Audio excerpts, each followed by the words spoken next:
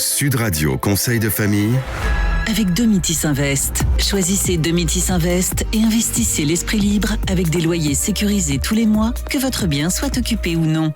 Bonsoir à toutes, bonsoir à tous, bonsoir Stéphane Moller. Bonsoir Olivier. Heureux d'entamer une nouvelle semaine dans votre compagnie, associée, rappelons-le, au sein du cabinet VIA. Ce soir, à l'instar de Gilles, Véronique, Sylvie, nous avons de très nombreux internautes, auditeurs, auditrices de Sud Radio qui s'inquiètent de l'effondrement du prix du Bitcoin et qui vous demandent ce qu'il convient de faire. Alors, petit rappel, que s'est-il passé et surtout, comment peut-on les aider ? Eh bien, ce qui s'est passé, c'est d'abord et avant tout que le marché a énormément monté, presque 2000% en un an. C'est-à-dire que le prix du Bitcoin a été multiplié par 20. Puis, comme c'est toujours le cas, quelques mauvaises nouvelles ont été catalyseurs de cette baisse. C'est un phénomène très naturel. Tous les marchés sont cycliques. Et celui des cryptoactifs n'y échappe évidemment pas. Mais comment les investisseurs peuvent-ils se prémunir de ça ? Eh bien, les investisseurs privés que nous sommes ont rarement la tête froide. C'est pourtant indispensable, quels que soient les marchés sur lesquels on investit. Le marché des cryptoactifs n'y échappe pas. Au contraire, il y a des règles essentielles à respecter pour ne pas se faire piéger par les marchés. Et quelles sont ces règles, Stéphane ? Eh bien, la plus importante des règles est que les arbres ne montent jamais jusqu'au ciel, pas même les arbres des cryptoactifs. En particulier, ces marchés sont si volatiles qu'ils sont capables de monter très vite, mais ils sont aussi, on en a eu la preuve, capables de redescendre tout aussi vite.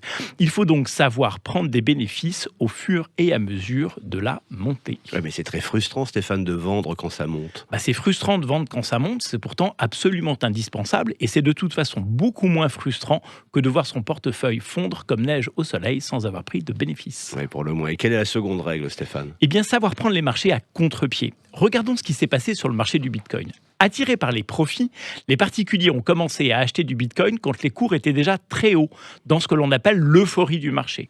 Puis les marchés se sont retournés et bilan des courses, les particuliers sont rentrés récemment et ont perdu de l'argent, alors que les institutionnels, qui eux sont rentrés à 3 000 $, sont encore largement positifs. Ce sont d'ailleurs eux, ces institutionnels, qui ont vendu du Bitcoin à 60 000 $ aux particuliers. Et aujourd'hui, dans la baisse, ces particuliers paniquent, revendent, et ce sont les institutionnels qui rachètent à bas prix et qui vont à nouveau s'enrichir dans les prochaines hausses. Les investisseurs débutants prennent souvent les marchés à l'envers au profit des institutionnels. Ouais, mais c'est imparable. Comment on peut se prémunir contre ça ? Eh bien, il y a plusieurs règles. 1, il ne faut jamais investir de l'argent dont on peut avoir besoin à court terme. Plus les marchés sont volatiles et plus cet adage est important. 2, il faut être patient. Les marchés sont cycliques. On n'achète jamais quand ça a beaucoup monté, dans ce qu'on appelle les phases d'euphorie. On achète quand ça vient de tomber, après un petit crack par exemple. Est-ce que vous êtes en train de nous dire, Stéphane, qu'il faut acheter du Bitcoin maintenant ? Alors, je n'ai certainement pas dit ça et je suis incapable de dire si le marché a fini de baisser ou pas.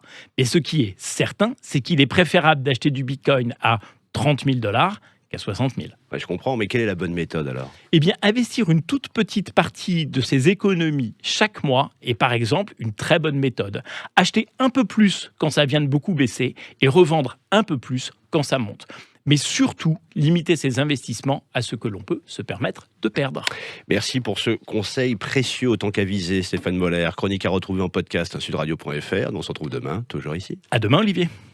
C'était Sud Radio Conseil de famille avec Domitis Invest. Choisissez Domitis Invest et investissez l'esprit libre avec des loyers sécurisés tous les mois, que votre bien soit occupé ou non.